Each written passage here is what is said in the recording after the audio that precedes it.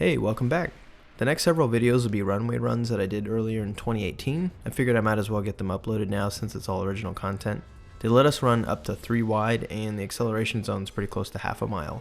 In this specific video, it was 3 wide and I raced my friend's Aston Martin V8 Vantage and my other friend's Cayman GT4.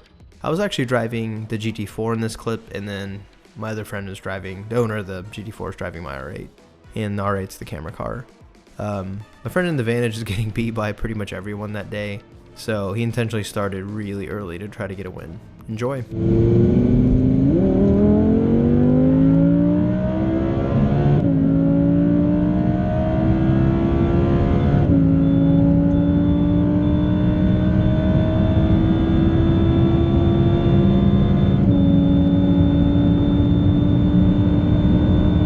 Well, you can see that despite the huge head start that the Aston got, the R8 still blew by it, and it just didn't make up for the power deficit.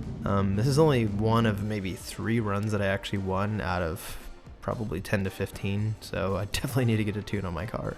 But anyway, enough rambling. I hope you enjoyed the video. I'll probably upload quite a few of these until I get them all uploaded. I have a decent backlog, but see you in the next one.